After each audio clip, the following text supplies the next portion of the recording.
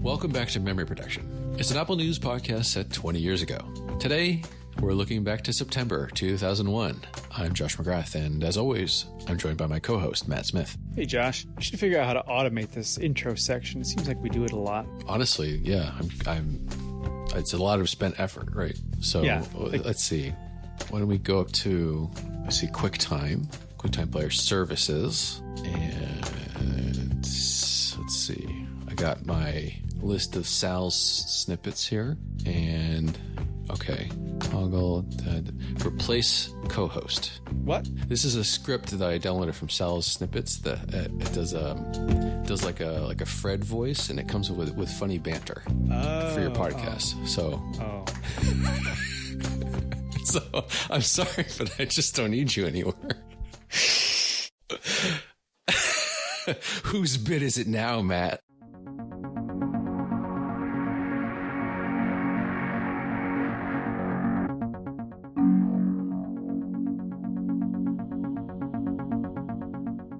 Yes, we're in September 2001.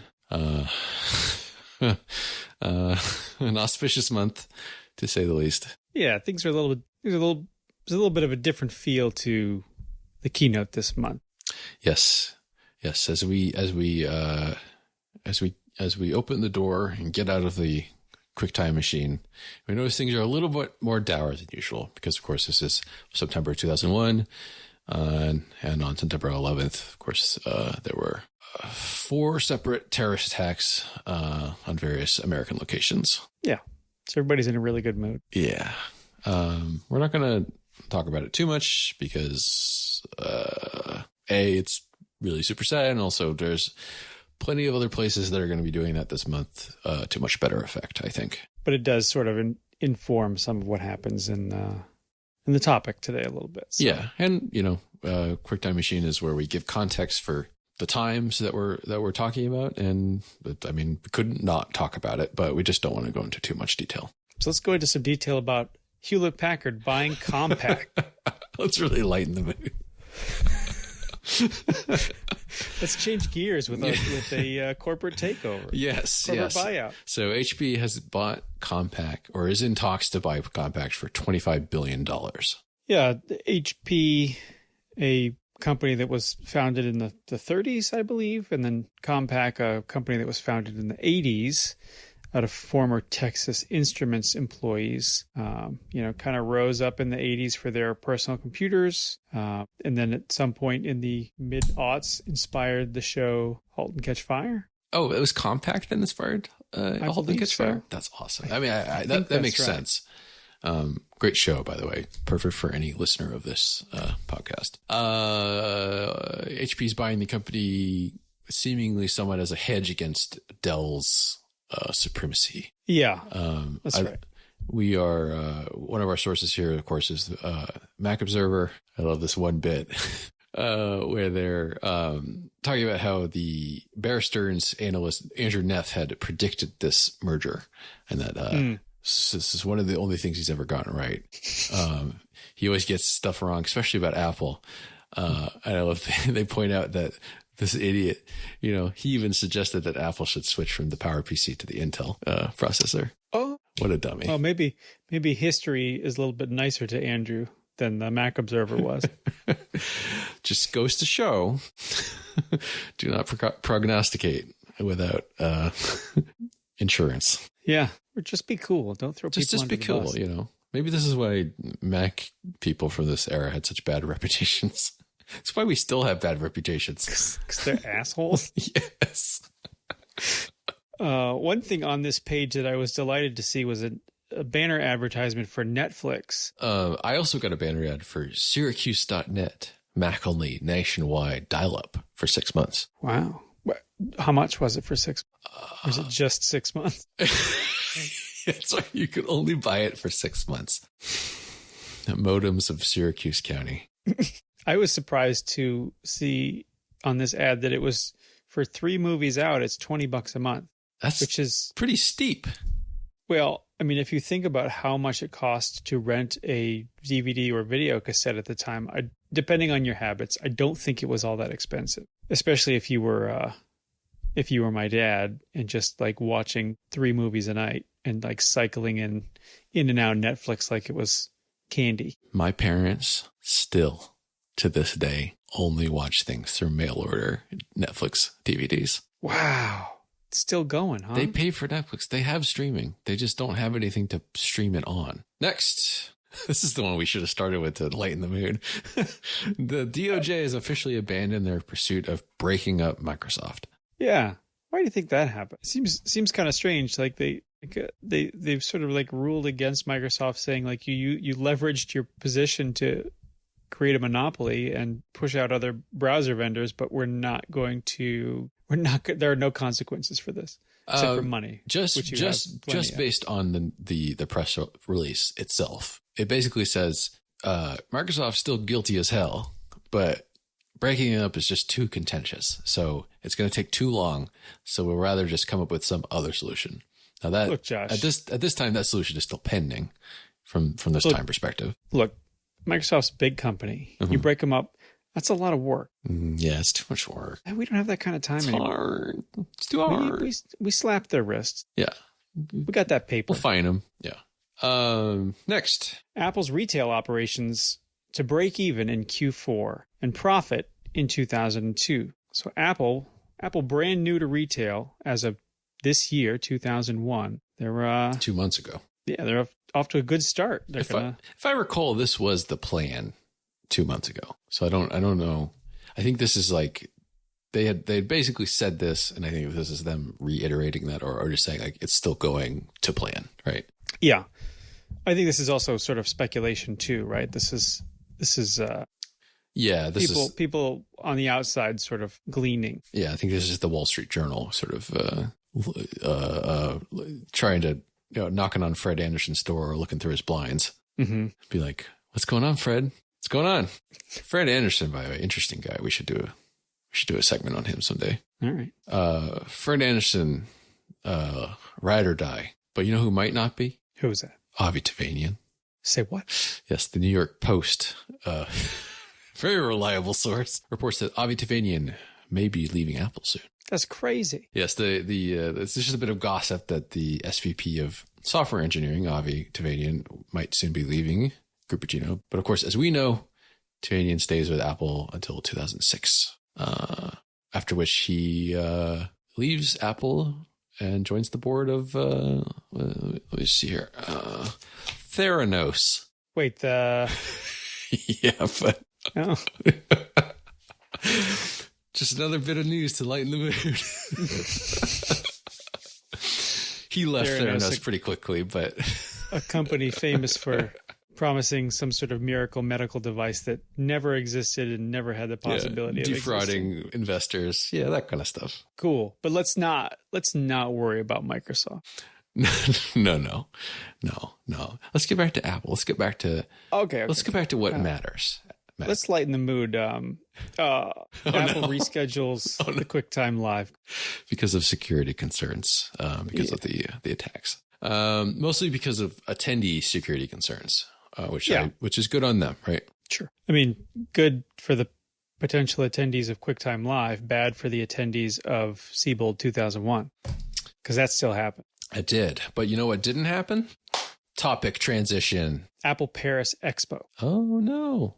Another cancellation due to 9/11. Too many security concerns because it was a pretty America-centric conference. So they ended up canceling that. Steve Jobs was supposed to be there, and he was going to video conference into our main event today. But instead, he showed up in person. It gives Steve steals all of Phil's thunder. Where are we? Dude, we're at Seybold. Oh, man. San Francisco, 2001. One of the last ones, I think. Yeah. Those are the last ones Apple goes to. Publishing industry's premier event. That's right. If you are making a magazine, printing or publishing a newspaper, if you're matching color, especially if you're tired of doing it all manually, come to Seybold to see what all those kooky Cupertino companies are coming up with. That's some good alliteration. Thank you. MC Steve comes out and for one first thing. Yeah, and he says, hey, don't worry about it. Phil's going to take care of this. He's doing a good job. But I'm going to come in and I'm going to tell you all about macOS 10.1. And he's really selling this whole keynote is about selling OS 10. And especially 10.1 specifically. Yeah. The sort of point that is driven home is, yeah, we know 10.0 was rocky. This is it. It's faster. It's better. You got a scale effect instead of a genie effect.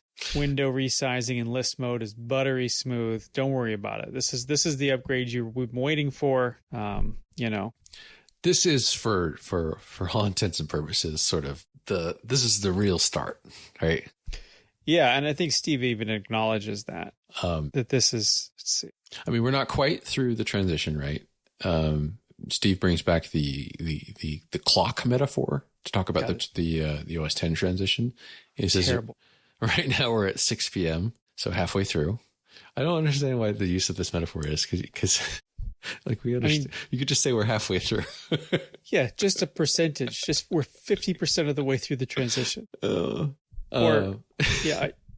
do it with calendar months. Like we started in, when did they start? Was it March that 10.0 came out? Thereabouts, yeah. I mean, I suppose it's easy enough to abstract away like it's, instead of saying it's going to take 2 years. I get it.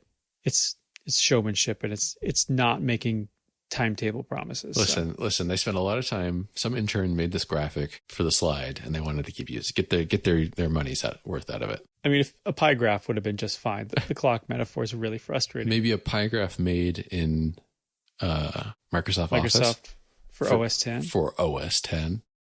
Not just OS 10, OS 10.1. But we'll get to that. Yeah. But speaking of 10.1, it's going to be available this Saturday for $129 if you don't own OS 10 already. But if you do, well, we got a special deal for you. It's free. It's a $19.99 upgrade price, right? I thought it was $29. No, it's a free upgrade, but you have to pay for shipping. Oh, maybe that's shipping. What it was. I thought shipping is $29.95.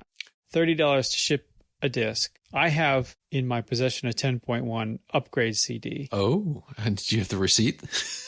I don't. Can you prove?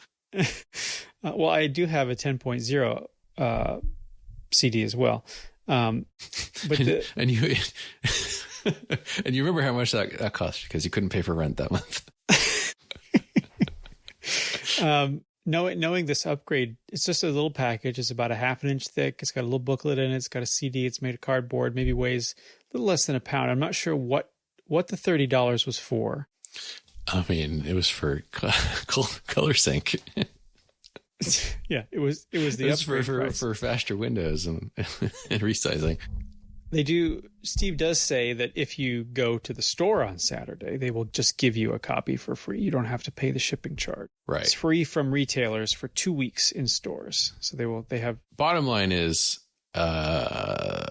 if people already have OS 10, Steve wants them to get 10.1. Try to make it as easy as possible. Yeah, exactly.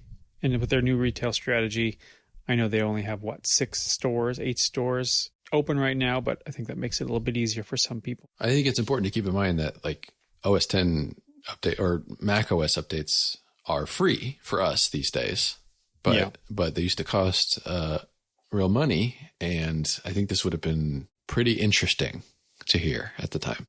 Yeah. So 10.1 was the first version of OS 10 that I started. I purchased it for $129 and installed it on my G4 at the time.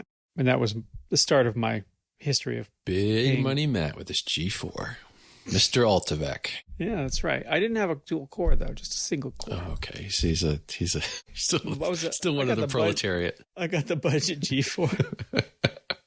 It's not quite illegal in other countries. G4. It's like getting the binned M1. So we're back to the clock metaphor. We're halfway through. So what's the next 3 months going to be about? And Steve tells us it's going to be all about applications. About the apps. We got 1,500 applications, more or less, available for OS 10 right now. But we're trying to increase the number, especially of like Cocoa apps and Carbon apps, and especially they're looking for Mac only apps if that's possible. Yeah. And he says the quote, most of the apps you use every day will ship in the next 3 months for OS 10. We'll see. Well, I mean, some of them do. The big ones do. Like, I think Office ships in November. Steve makes fun of the icon for some strange reason. Yeah, Steve is so mean about the Office for OS 10 icon.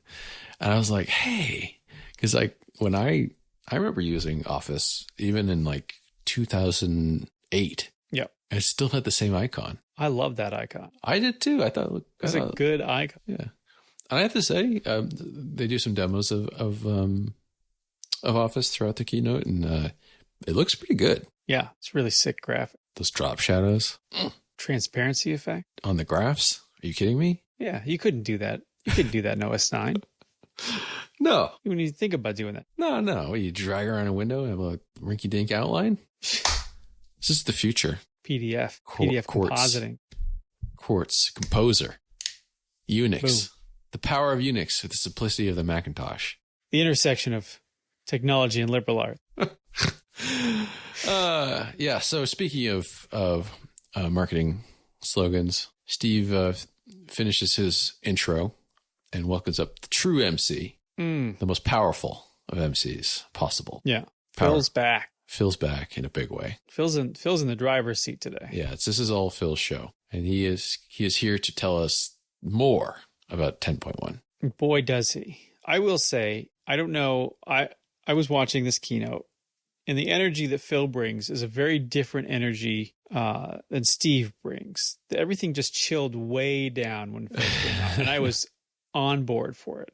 I have to say, I have always liked Phil's affect, but it definitely comes across more as salesman, more as marketing guy, right? I agree. And it makes you realize that Steve did have something special where he could sort of make you forget about that. He's doing the same thing. He's selling something to you. He's selling marketing to you, but he cast his spell and you just sort of forget. But yeah, you're right. When Phil comes back on stage, you're like, oh, okay, now we're watching basically an advertisement, right? Yeah. But it was kind of like a chill vibes advertisement. Chill vibes advertisement. Yeah. Chill vibes. Maybe you're wearing a Hawaiian t-shirt and you're listening to the Beach Boys. Mm-hmm. Yeah. Exactly. You got the top down in Santa Monica. You're Eddie Q. You're on your way to ruin the music industry. You're on your way to make listening to and purchasing music very confusing. Yes. Yeah. So Phil introduces a framing device for the show, which we're sort of familiar with at this point, but it's a little bit tweaked, which is 10 goals for OS 10. Yeah. And he does sort of preface this. And this has also been aligned. This is they've been on the OS 10 sales pitch train for 6 months now, and the continuing line coming back. And I think worth repeating is if we do a great job with OS 10, this OS will be with us for a decade or more. And they say this in different ways. Steve says it right before that. I just think it's really I don't know. It's interesting to see the confidence they had in OS 10. Especially knowing the reception that 10.0 got. Yeah, I would even confidence, yes, but follow through, I'd say. Yeah. In the years to come, because I mean we're 20 years on, and yes, that statement was borne out. They did a good job, and the OS did stick around for a decade or more. Right, and maybe that is a sort of that confidence is because they knew what they had, because it came from OpenStep or Next Step, right? Right. They knew what OS 10 would be capable of and was already capable of. Right. I mean, we are going into the third decade of OS 10, right? The beginning of the third decade is what I mean. Yeah. Yeah. And of course, another OS has shown up and has more importance to the company, but OS 10 is still around, more or less. Chrome OS, right? I'm talking about Linux, because this year for sure. No, iOS obviously has more importance to the company, and it's also so much importance that Mac OS is starting to, like an old gnarled tree, sort of grow around iOS, right? Yeah. So we're not quite at the point that Mac OS Classic was at the end of the 90s, where it's like, oh God, we need to replace this thing. And I don't know if we will get to that point ever. Yeah, and maybe that's. I don't know if it'll be as clean of a cut. You know what I'm saying? That seems accurate. Yeah. But anyway, that's just the first point of Phil's. He has 9 others. So let's just like roll through them real quick. Sure. Number 2, the power of Unix and the simplicity of the Mac. So we're talking about crash protection and, same old friendly Mac OS. Yeah. Number 3, embracing open standards. Phil does some conflating of Unix being an open source piece of software with Mac OS. His messaging is a little confusing, but I think understanding like the underpinnings of OS 10 are open source. This is one of the weaker points. He's saying we are embracing open standards, and I think Apple has tried to, and at times succeeds in this regard, but I think they're sort of the proprietary perception of Apple often sort of overrides their desire to be seen as a company that embraces open source and open standards. So yeah, I get it in spirit. I think Phil kind of blunders it a little bit. Number 4, the ultimate engine for the digital hub, which, I mean, I don't think we need to go into. I don't want to talk about the digital hub. This is all, we're still in the boring early days of the digital hub. Wait till next year. Number 5, wait till next month. Number 5. Right. Amazing graphics. Amazing graphics. So, of course, you talk about Quartz and PDF. Number 6, deep internet integration. You got KidSafe. You got iTools. You got Internet Explorer. Number 7, seamless mobility. It's the most powerful mobile operating system on the planet. It will be someday. They were never wrong. No, you just gotta wait. The meaning changed, and they were still right. Apple should switch from the PowerPC to the Intel processor. Yeah. Number 8, a global ready. Yeah, you got to be global ready all the time. Got to be global ready. So you're talking about multiple languages and Unicode support here. Yeah. Number 9, gentle migration. There's something birds do in the fall. They're when the weather starts changing, real. Yeah. So too, Mac OS 9 migrates into Mac OS 10. When a bird goes south, it tries to protect all its files and keep the previous ecosystem bootable. That's exactly right. Yeah. And that's basically the points Phil's making. Yeah. And of course, number 10, enable killer apps. All the time. I'm really glad that they decided to do that with this operating system. Yeah, it would have been a real shame if they disabled killer new applications. This one, crap apps only.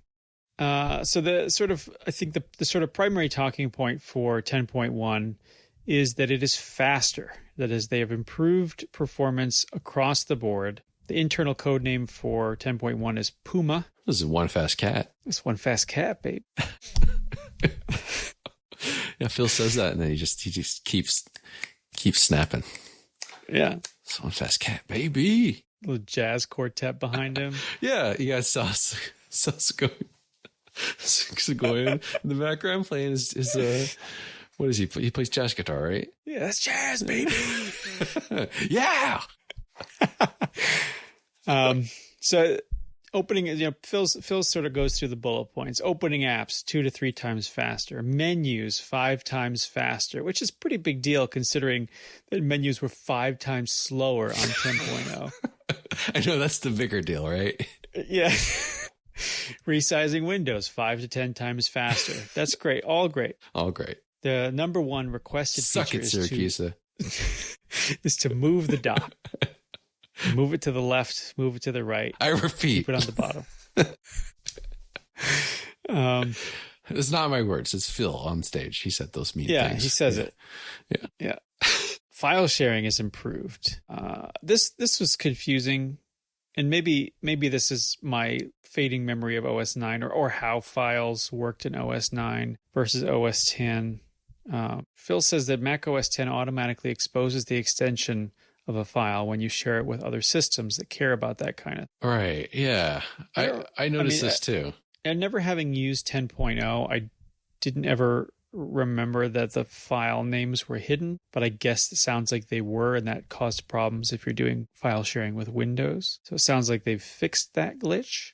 Let's see what else. One thing I noticed was this has surely come up before, but he points out the semi-transparent menus, and I was like, "Wow, they've been on this one for a while, haven't they?" Like, oh, you can sort of see content behind the thing. I feel like every year they introduce something like that in either an iOS or a macOS update, and everyone's like, "Why are they so obsessed with this? Like, why do they think it's so important for us to like see sort of see blurry content behind things?" But hey, they've been trying this for 20 years.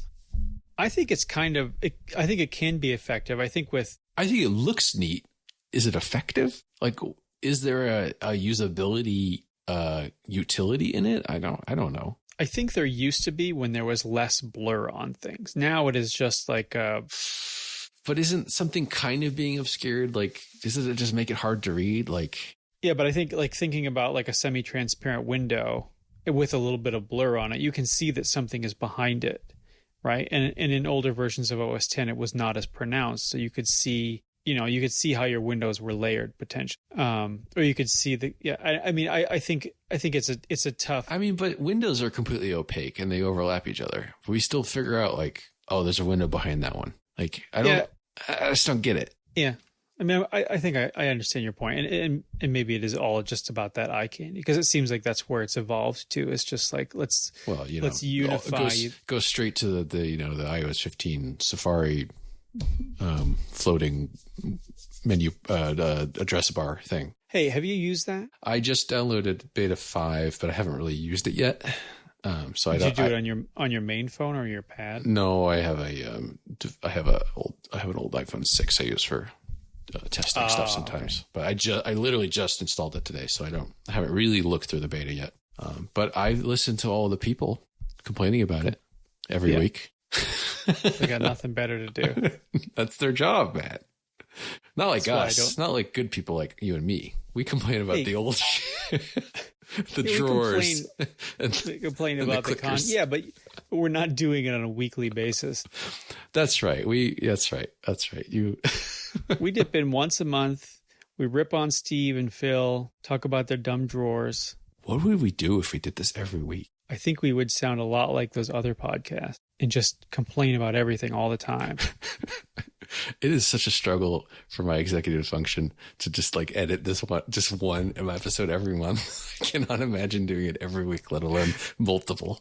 I know. And partly because we have, full-time jobs on top of this hobby podcast. It's not our primary source of it's not any source of income, but memoryprotection.show/Patreon. One day. Coming soon. I'm just putting that URL in there for now, for later, right? Okay. So yeah, /Patreon, and we'll do a redirect. For those people who come back and they do like the 100% run of memory protection.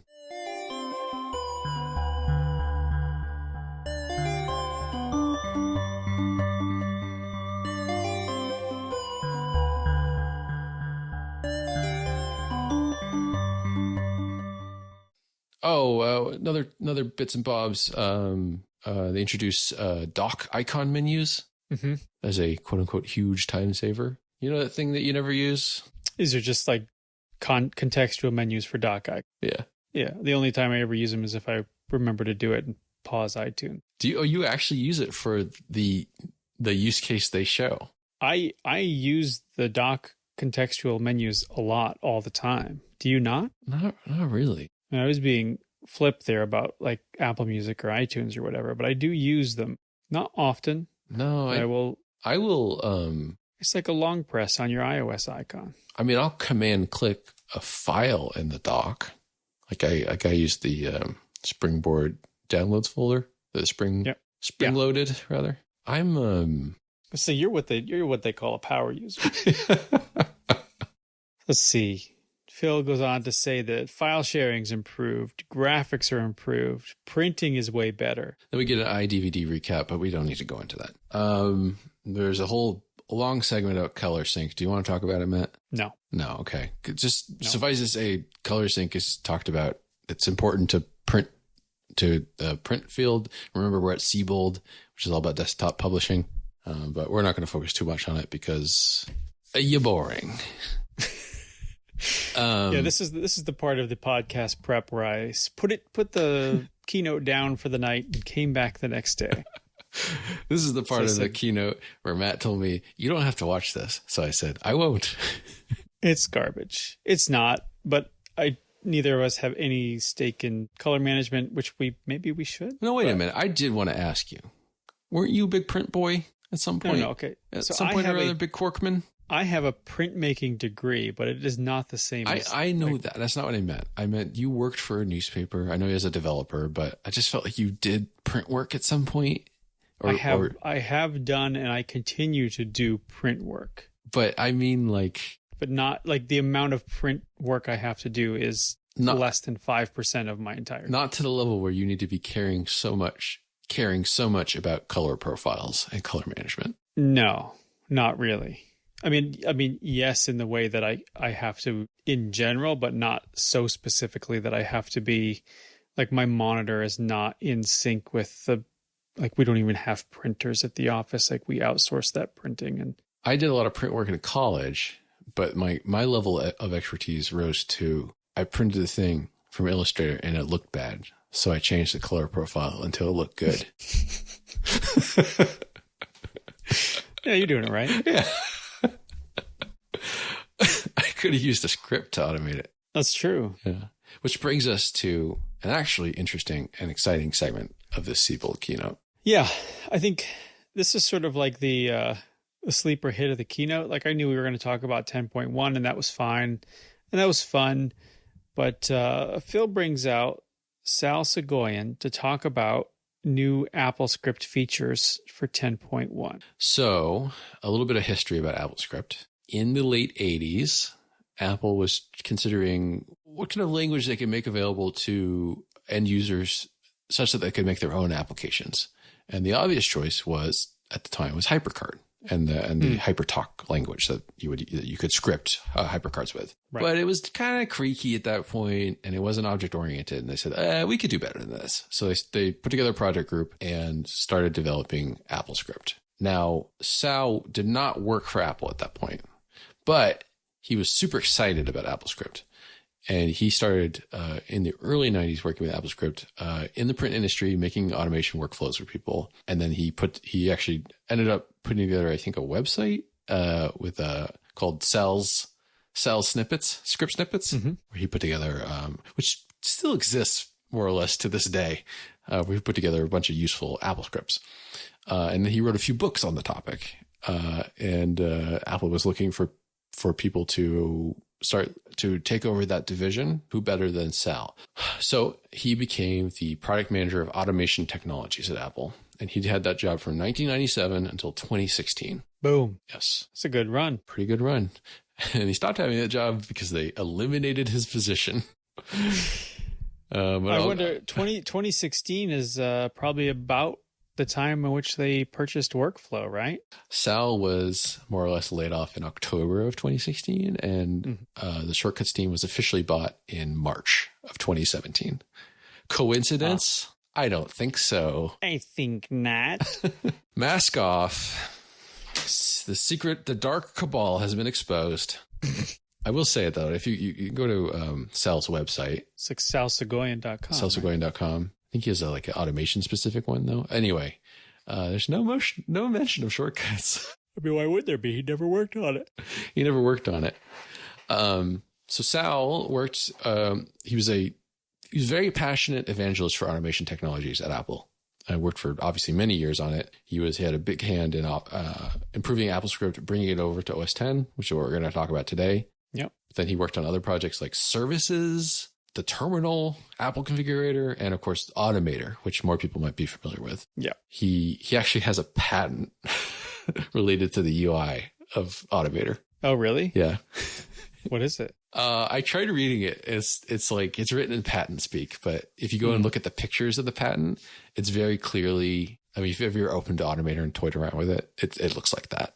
I know Automator. I see. Like the little nodes. Yeah, the nodes. Yeah. And Sal as we alluded to earlier, I don't know if I kept it at the edit, is also an accomplished jazz musician. Yeah. And he was in a band, a jazz band called the Blue Indigo during the 90s. He plays jazz guitar. 2 of those members went on to form the Dave Matthews Band. Is that right? Yes, that's according to Wikipedia. Oh, that's cool. I didn't know that. Sal Seguin. Now, of course, I mean, this won't come through, but you should really, if you have a chance, go watch Sal on stage, because his passion for what he's doing really comes through. Like he seems genuinely excited about what he's showing us. Yeah, and I guess both similar to the way that like Steve is excited about a new product announcement, and completely different in that same way. Mm-hmm. Like you can tell that Sal loves his job and loves talking about automation on the Mac. But I think what's distinct from like Steve is like he's selling you because he like truly loves it. Right. I mean, and not to say that Steve didn't love it either, but I think Sal's concerns are just like, look at how awesome this thing is that we made for you. I mean, and it's divorced from like profit motive or success. It is just like, here are amazing tools and I'm so proud of them, and this will give you so much power. Right. And just knowing nothing else about the situation, the fact that they just like basically fired him out of nowhere. Yeah. And then like replaced him. Right. Like less than a year later. Right. It tells me that like there was some sort of breakdown there between the passion for automation and the profit motive, right? Sure. I don't know. I don't even know if that makes sense, but Apple and Sal sort of went different directions at some point in the intervening 13 years.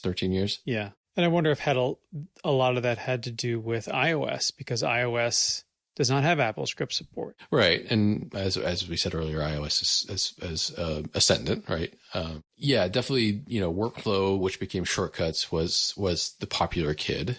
And I think at the same point, like over the years, I don't know that AppleScript has gotten that much love. Certainly not.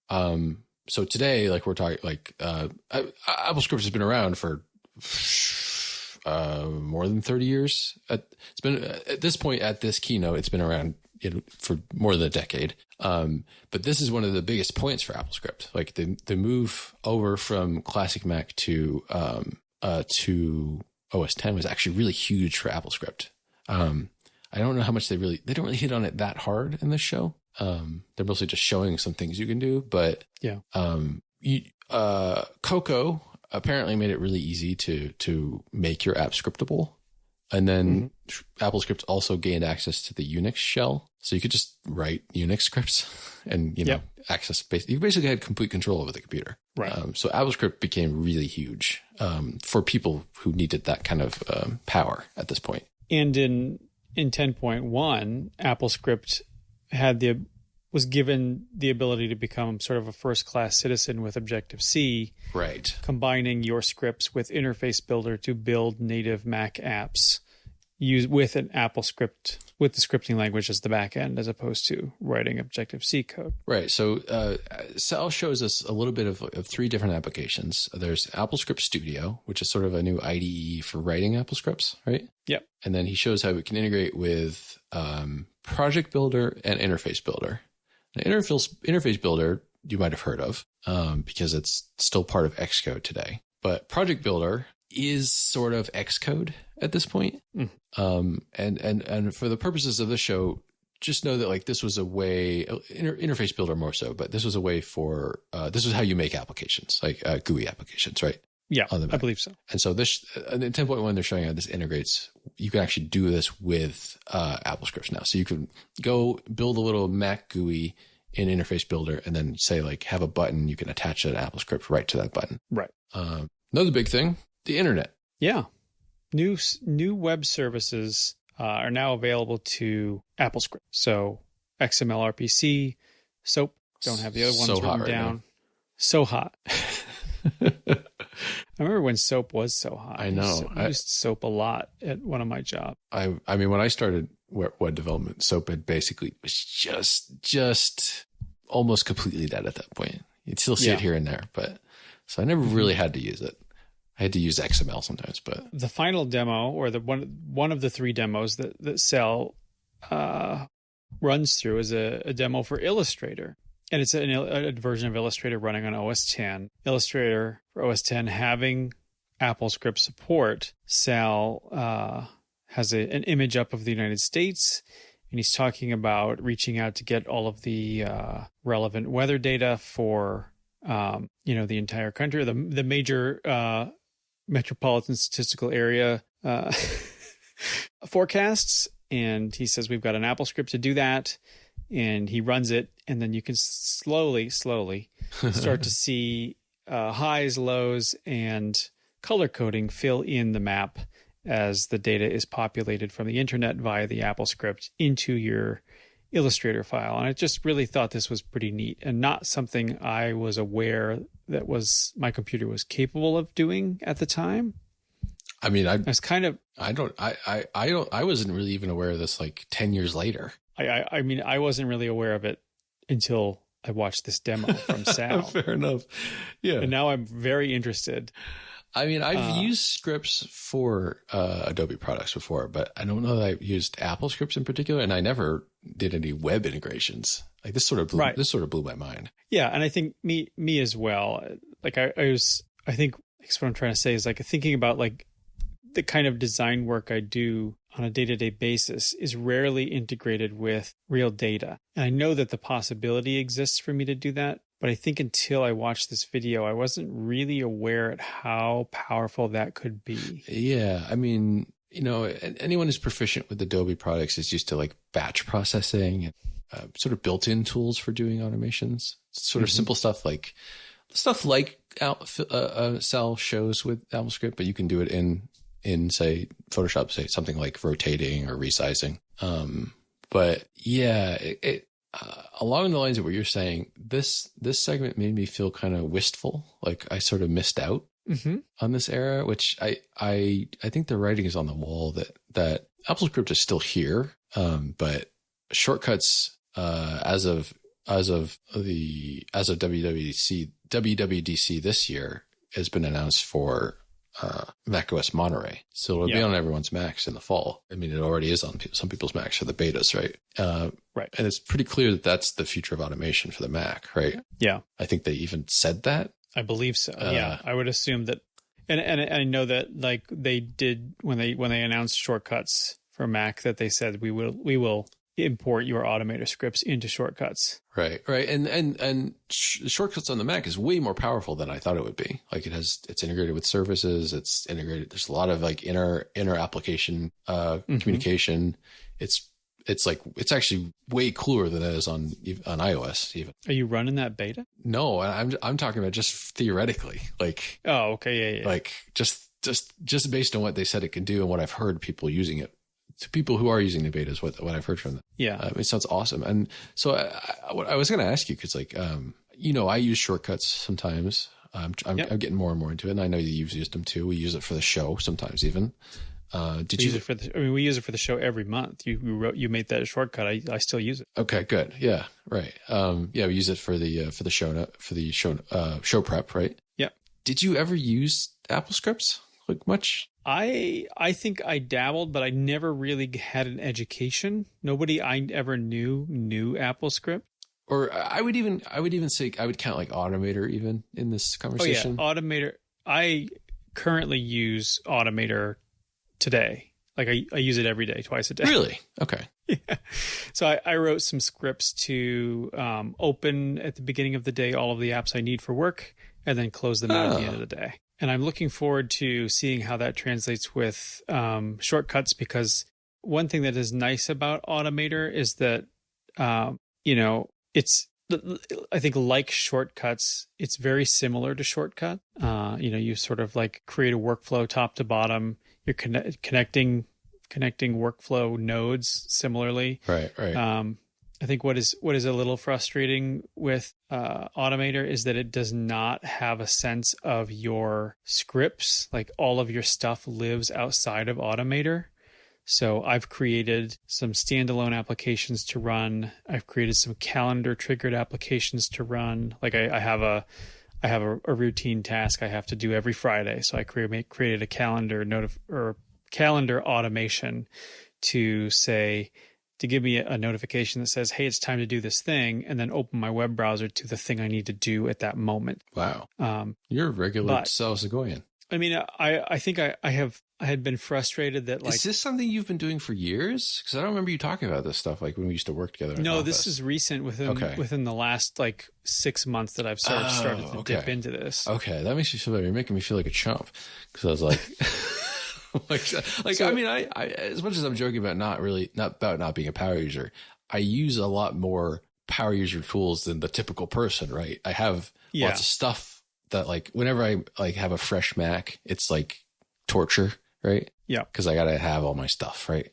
Yeah. But I'm much more used to just finding an application that does a particular thing I need, even if that's like Keyboard Maestro, right? Yeah. I've never really gotten too much into scripted automation until shortcuts for iOS came along. I don't know why that was I guess it made me feel comfortable enough. It was sort of a different context. Like AppleScript's Automator, it all feels so complicated and like learning a new programming language, even though I am a programmer. Right. I don't know. I never got over the hump with it. But so it's really cool to learn that you've been doing that. Yeah. And I was like super, I think it's Leopard that Automator was announced for. Like that's when it first came out. So can I give you a little anecdote there? Yeah. So in 2003, I think, 2002, Segoyan and a group of other engineers at Apple, they sort of put together a little like skunkworks group. Yeah. And they started working on a GUI application for making automation workflows. And they worked on it for a year and a half.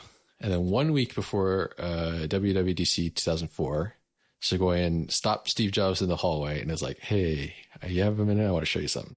So he shows him Automator, and Steve is like, what is this shit? No. And Steve's like, this is great. You know what? We're putting it in the keynote. Yeah, baby. So they crammed it into that keynote, and then it made its way into 10.4. So that was Tiger. Okay. Yeah. So that's a great story. I was pretty excited for Automator, but I think back in 2004, whenever Tiger came out, I didn't have a need to automate anything. Like I wasn't doing anything that like really felt like I needed to automate it all the time. And I think I have found uses for it. Like I think a lot of like generic image processing I would use Automator for as opposed to Photoshop. I never really got into Photoshop's batch processing, things like that. I always kind of wanted to figure out Apple stuff. Maybe that's just stubborn on my part. But I mean, I think one of the problems I have is I just don't do a lot of the same work every single day. Agreed. Yeah, I totally agree with that. And like there are these little pain points, like typing the same thing over and over again. But I'd use Text Expander for that, Mm-hmm. Or window management. I'll use what was it, Moom or Divi. Yep. Yep. I don't even know if AppleScript does that, but just to say like little automation pain points or like repetitive work, I've found applications that fill those gaps. But like batch things, I don't do a lot of that work. So maybe that's why I just don't have a lot of need for it. I don't know. But you've obviously you're just saying you don't either, but you've found uses for it. Yeah, I think I sort of like remembered like, oh, I have like 200 images to process, right? I have to convert these PNGs to JPEGs. Like, I'm not going to do this by hand. I'm going to create a one-off Automator script for this. It's that kind of stuff that does come up once in a while, but it's never so like it's never at sort of like the tip of my tongue that I'm running these things all the time, except for recently where I have sort of like wanted to improve my life in certain ways. So like making sure that I don't forget to do this thing on Friday afternoons that I need to do, or making sure that my applications launch automatically and quit automatically at the start and the end of the day, that kind of thing. What triggered that, you think? I think I think it was like I realized I was opening the same 8 applications at the beginning of the day and quitting them all at the end of the day. And I was like, oh, I could totally, I wish there was a way to automate this, that I didn't have to like open them up all the time. And I was like, oh my God, there is. There's an application called Automator that lets me do this thing. Uh-huh. And I think that sort of like, I realized like, at the beginning of the day, I can just have it open all these apps. And at the end of the day, and I was like, oh, well, I could have it close it at the end of the day too. And then I realized like, I have this one task I always forget to do at the end of the week. It's so infrequent that like, it's rare that I'm ever consistent with it. I can just set myself a reminder. And I was like, I wonder if I can I can facilitate that further, where the reminder sends me a notification, and that notification triggers the browser to open and take me exactly where I need to go. So there's never going to be a reason for me to forget. So I think maybe recognizing to some extent my own limitation, and then trying to ease that friction with automation. That's the toughest thing for me is I find I go through these little like bursts over the years. Yep. Like, I mean, I used to do this all the time. I remember when we first worked together, like I was, let's improve all our tools and whatnot. And I kind of got comfortable with my workflow, and then I just haven't looked at it in a while.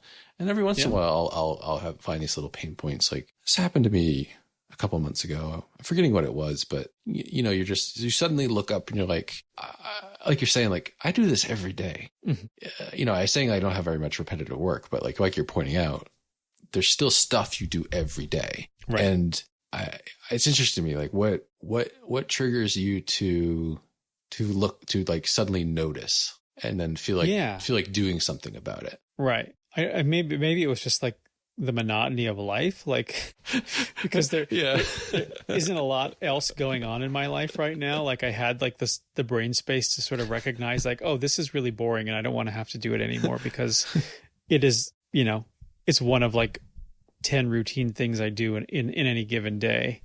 And I'm not driving anymore. Like I'm not going out. I'm not doing anything ever. Right. So I can improve this little piece of my life right now. I don't know. Well, yeah. And then for me, sometimes it's just, I have a task I should be doing. So this is a great time to improve my process. Yeah.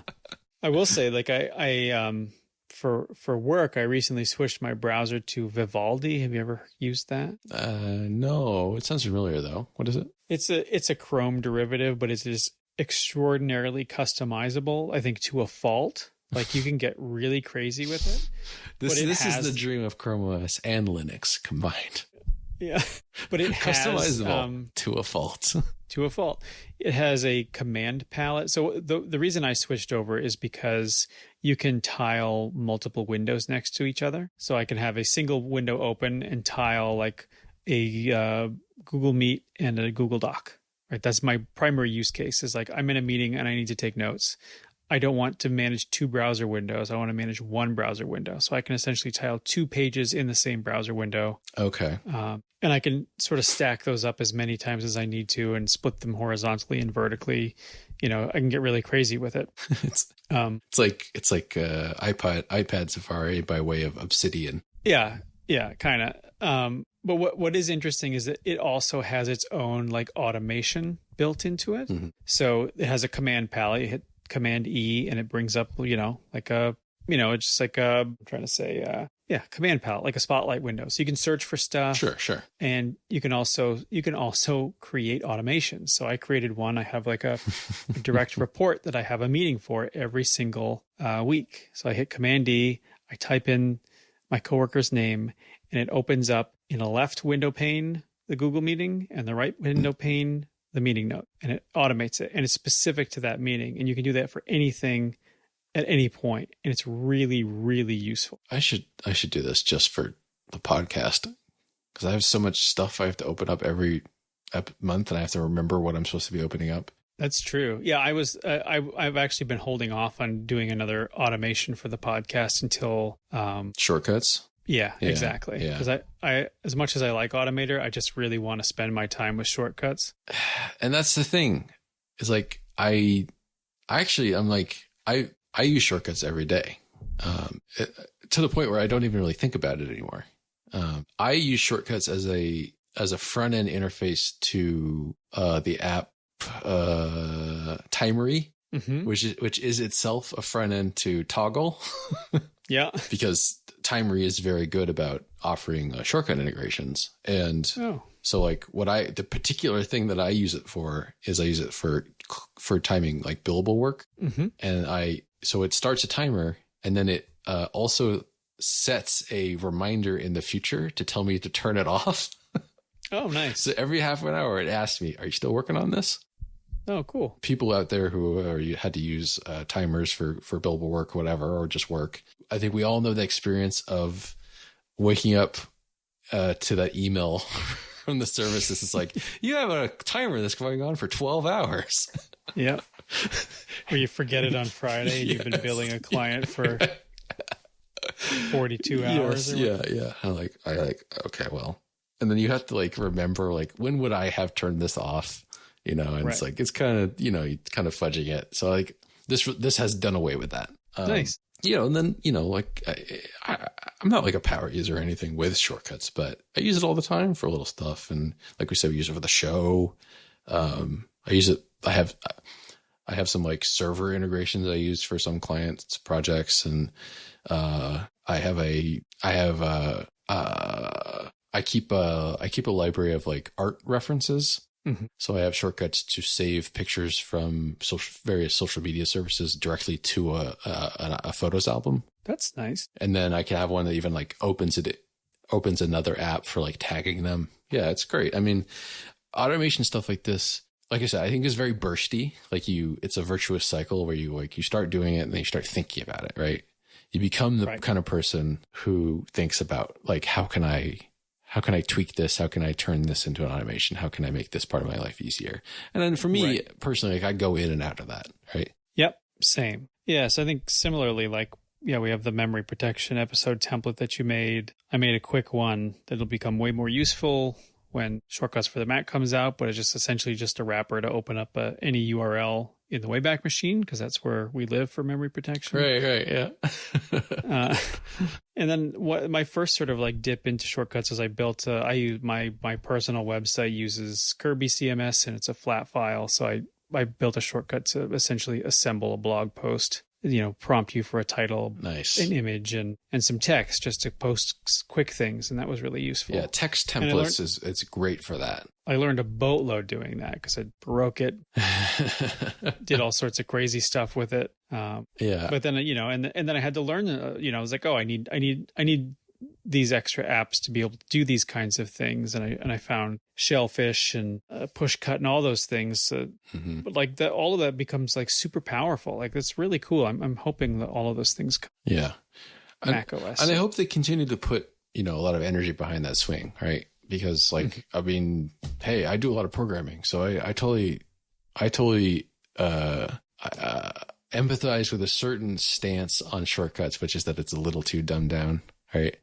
It's a little bit frustrating to work with the more complex things get, right? Sure. I mean, but like you look at shortcuts for Mac, and like you could just straight up write scripts for it, right? Yeah. But I think also like that's kind of the point, right? Like at the point where you're getting frustrated with shortcuts is the time for you to move into something a little bit more specific. It is, though you can't do that on iOS, right? You can't just write Unix scripts. Certainly.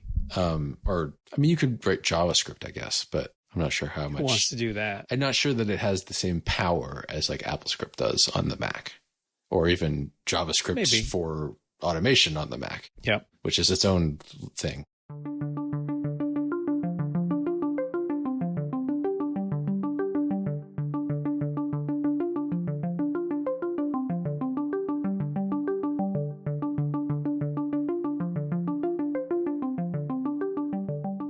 All right, well, that's going to do it for September. Oh, wait, there was one thing we wanted to talk about. Just wanted to briefly mention what is it called, Matt? Apple2.us. Apple, that's app TOO. TOO.us. I think it is. This is a website put together by some very frustrated employees of Apple who have been trying to point out problems within Apple's workforce and in history. Right. In particular, employees who are Black, Indigenous, or they're from other minority groups whether that's racial or gender or otherwise. They're trying to they have gone through the proper channels to express and critique the system around them, to talk about, the ills they've seen or experienced themselves, and nothing is happening and nothing's getting done about it. So they're fed up, I think, rightfully so, and they're going public, or beginning to anyway. Yeah. And I mean, and their position is justified. They want to be able to work at a company and have a company take their complaints seriously, for them to be treated as equals and respected just like any other employee at the company. So, as the website says, it's time to think different. I don't know how much we have to say about this, but I think we wanted to just sort of just put our lens on it, I guess. But if you're a listener from inside Apple and you're part of this group, good for you. I think what you're doing is great. If you're not, consider supporting them. If you're not someone connected with Apple in any way, think about looking at this site and just keeping an eye on it. Yeah, I think I think our opinion. I don't know if I guess thinking about my own opinion, how I'm thinking about Apple is changing. yeah, but I think that's a pretty general statement, and I think looking back and seeing all of this context for what's happening now, and seeing the position that Apple is in now, and the issues coming out of Apple from its own employees, and seeing how Apple is, seeing how closed off Apple is, or Apple keeps their employees. And, you can see that here in 2001. Oh, I see what you're saying. I think you can that classic Apple secrecy, right? It's not just product secrecy, right? It's hiding internal problems and quieting voices of people who are facing marginalization or have no way to affect change, right? Apple secrecy, good for surprising customers with products. Apple secrecy, probably bad in almost any other way. Right. I mean, I think there's a wave going through Silicon Valley right now. Slowly but surely. And no one, there should be no expectation that it won't hit Apple as well. But as Matt's saying, it is, I think it's you could say it's surprising in that we hear almost nothing ever from Apple employees, even after they leave the company sometimes.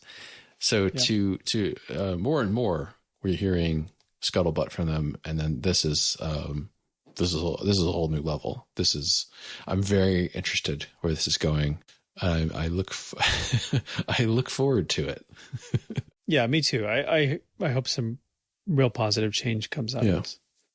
Yeah, maybe even something that rhymes with the Boonions. Nothing rhymes with union. Nope, you're right. Anyway, all right. That's going to do it for September 2001. If you'd like to chat with us about the episode, you can, of course, do that on Twitter using the handle @MemProShow. Or if you're more old school, you could send us an electronic mail at memoryprotectionshow@gmail.com. Or if you'd like to access our XMRB? XMLRPC? XMLR.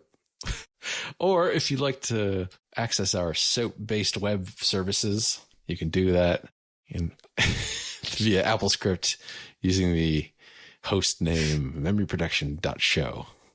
There's might be something after the music. No, I'm not there's sure. Definitely something. If you're a fan of the Dreamcast, hang out. Okay. I thought there was no recommendations this month, but as always, Matt. Josh, I can't let this go. Matt saves the day.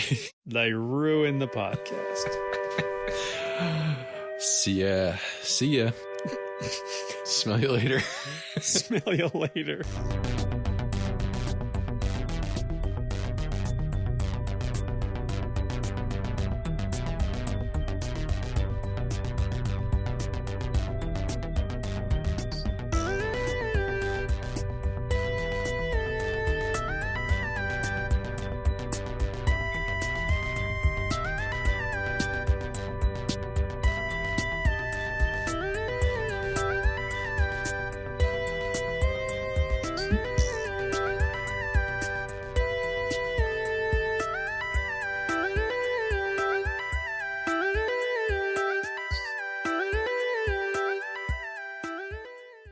I neglected to make a recommendation this month, but Matt apparently has something for us. I got something for you. Is it a book? Is it a piece of literature, like some sort of like prize-winning American literature, or maybe like a lauded film, or something really like a thinking man's media, that kind of thing? Josh, I don't think you know me at all. You know I'm talking about the Sega Dreamcast. Okay. What are we talking about? You know I'm talking about Shenmue. This again? It's back, baby. September 6th, 2001. Shenmue 2 was released. Oh, this is the good one. Well, I'm not they're all the entirely good sure. one. Josh, they're all amazing. I apparently this is the good one, but I've never actually finished Shenmue 2. What? Yeah. So listen, folks, we all contain multitudes. Matt is a complex person just like the rest of us. He can hold very, very disparate thoughts, like always talking about the Dreamcast and Shenmue, but somehow never finishing Shenmue 2. He can have both of those things. Let me walk you through all this. Okay. So Shenmue 2, the Dreamcast was canceled. They stopped manufacturing it. Sega of America said, no more Dreamcast. Sorry, we're out. We're not going to make any more hardware. We're done. So Shenmue 2 was canceled for the United States. It never came to the U.S. So Shenmue 2 was released in Japan and in the UK. The UK version is the only was the only English translation until Sega released it on the Xbox a couple of years later. Oh, governor, you know where I can find some sailors? Yeah. Yes. So back in the day, I was never able to get my hands on a copy of Shenmue 2 because it was an import-only thing. And just like Sega was moving on, I was moving on as well. It's important to let go. So I never actually played Shenmue 2 until I got it for the Xbox, and that would have been 2005 or 6. What is can you, for people who don't know, what is the hook of Shenmue? I mean, I don't know. So the idea, Shenmue... Specificity is the soul of narrative, Matt. I've got a lot of information. I don't know how deep you want me to go. The hook.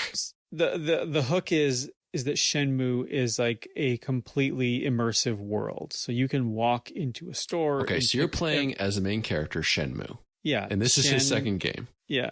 No, so you play the character Ryo Hazuki. Mm-hmm.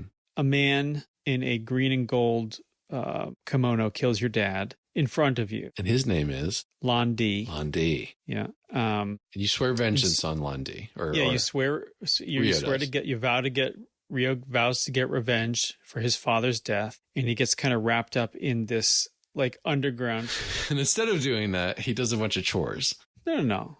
I would say the primary like focus of the game is investigation, and that it is looking throughout the world, talking to the inhabitants, and then sort of making decisions for your character to move on. Would you say would it be fair to say it's a sort of prototypical like open world game? Yeah.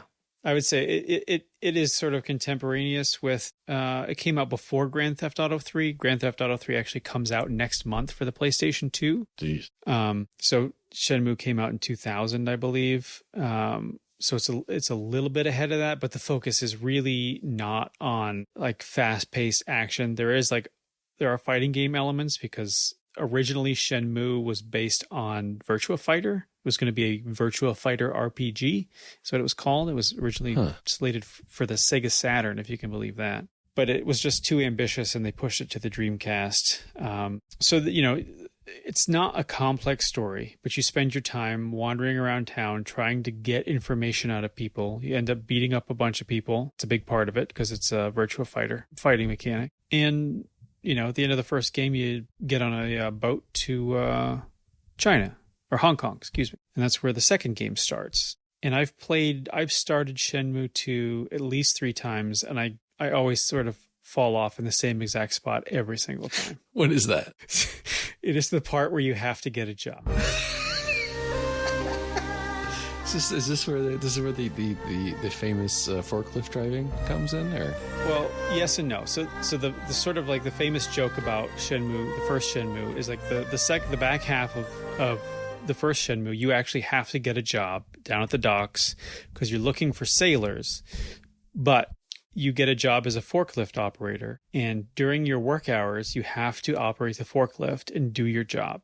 And when you go on lunch break and before work and after work, you can go investigate the sailors down by the docks. Okay. But when you're on the clock, you're on the clock. And is it the kind of thing where like if you know what you're doing, you can go like find the sailor day one, or do you have to put some hours in? No, I think you have to put some hours in because there's a sequence of events that lead you to sort of the conclusion. So it's not just like, I have to find these sailors. It's like, I have to talk to this person. This person shows up on this day, or they show up over here.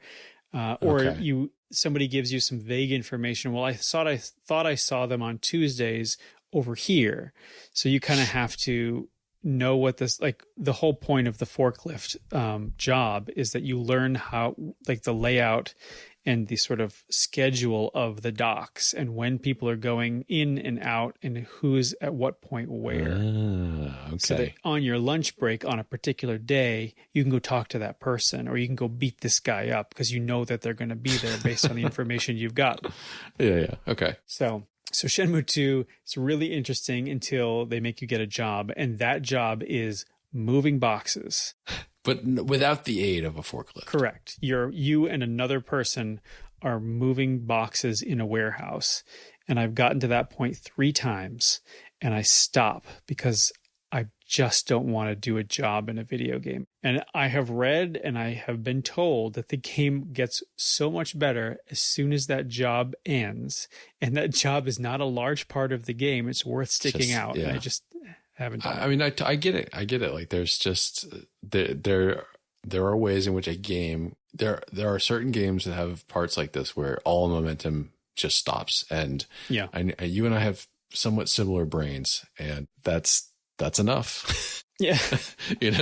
That's enough to just quit. And then you're like, but like me, I think, you feel compelled to keep going back, especially, if say you've made this particular game a big part of your brand. Yeah. I will say I've made Shenmue a part of my brand. I have not fully incorporated Shenmue 2. Shenmue 1 is splitting hairs, I think. 100% a part of my brand. My brand. I mean, I love the game, and I even love what I've played of Shenmue 2. It is literally just more of Shenmue 1 in a different location, which is exactly what I want. I think there's an interesting conversation to be had about doing menial labor in video games, because sometimes, like what you're talking about here, or often like what you're talking about here, it's the dullest stuff in the world, because you're like, I live in the meat world. I don't need to do. I don't need this to be simulated for me. I already experienced dullness all day. But sometimes it's like the most interesting thing. Well, and I think that's where the forklift game portion of the game succeeded, is that they really made it fun, because at the beginning of the day, you got to do a forklift race with all of your coworkers. Okay, that's so great. You raced around the docks, and I think there were prizes you could win, because Shenmue, another part of Shenmue was like collectibles. It's not like achievements, but there are just like hundreds of little collectible items you can get throughout the game. Okay, I gotcha. Little gashapon machines, and, things to win. You can go purchase things from stores and waste your money on all sorts of stuff. You can go to the arcade and play original, Sega games from the arcade era. But so they kind of like get you psyched with like a forklift race. And that teaches you, like, every day you're learning the mechanics or getting better at the mechanics of using the forklift, so that when you have to go do the job of lifting boxes and taking them places, how you know the layout of the docks because you're doing laps around it every day.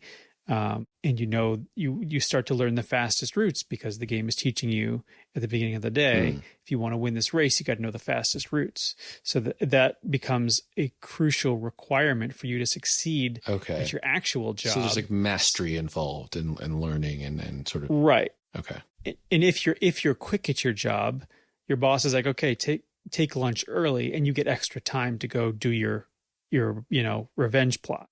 You have extra time to piss in a jar. Yeah.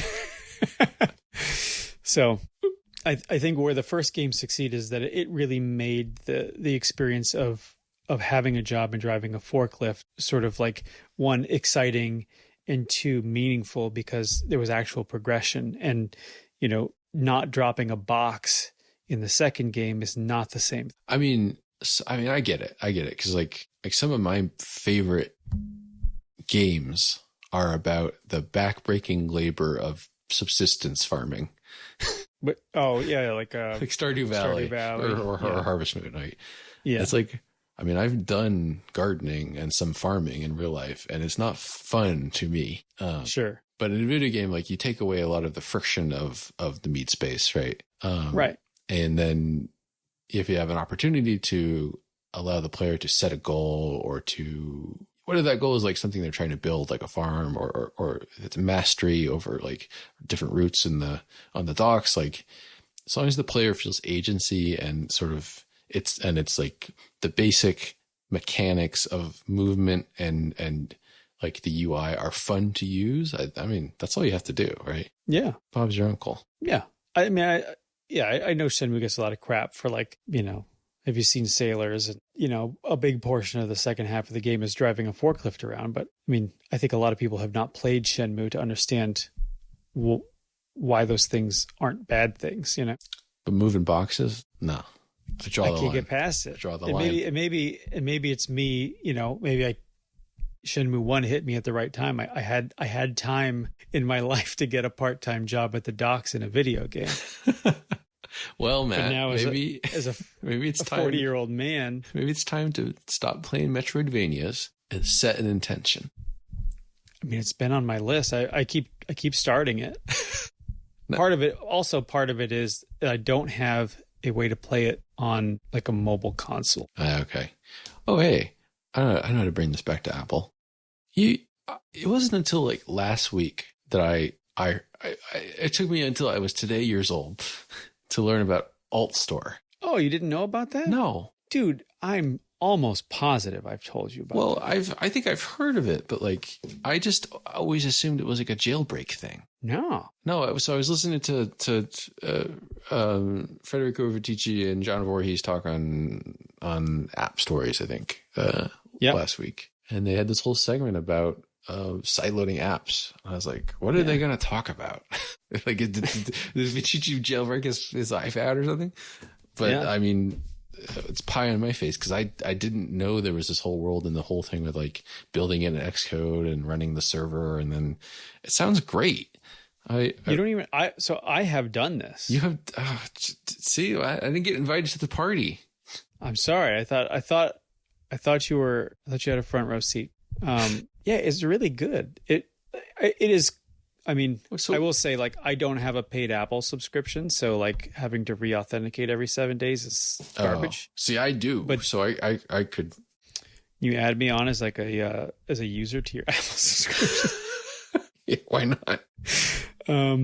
Just so I can get that AltStore benefit. And I think that is where I dropped off, is that like I stopped using it for like a couple weeks, and like I sporadically, yeah. Okay. Like every time I wanted to like do something, I had to sort of re-authenticate, and it just became kludgy. But I can, like, if you already have a developer account and you only have to do it once a year, like, yeah, it's amazing. And I think in general, it's amazing. Like, if you're going to keep up with it, like my sort of like dream is to get like an iPad mini and turn that into a Frankenboy rather than my Amazon. Well, why don't you cast that dream and make it reality? Well, I'm waiting for a new iPad mini. Get iPad mini, get one of those Vice grips things, Game Grippers. I have Game Grippers. That's what I use. Well, I don't have a Game Vice, but that's what I use for the Frankenboy. Okay, there you go. Use the power of the M1 or whatever they put in a mini. Yeah, I know, that's sort of like the dream, but also like I do have an actual Dreamcast. I have several Dreamcasts, many Dreamcasts. So just get a British Shenmue. I have it. That's what I'm saying. I have everything I need, but I don't want to play it. I don't want to play in front of the TV. Why not? It's the best place to play the games. I don't like it anymore. I love it now. Okay, I'm gonna stop recording. We talk a lot about Shenmue 2. Yeah, we'll see. Well, it's a fitting send off for a classic system. Funeral for a friend. Sailors, I'll look for some. Thank you very much. Good luck. Hi, what can I get for you? Do you know of a place where sailors hang out? Sailors?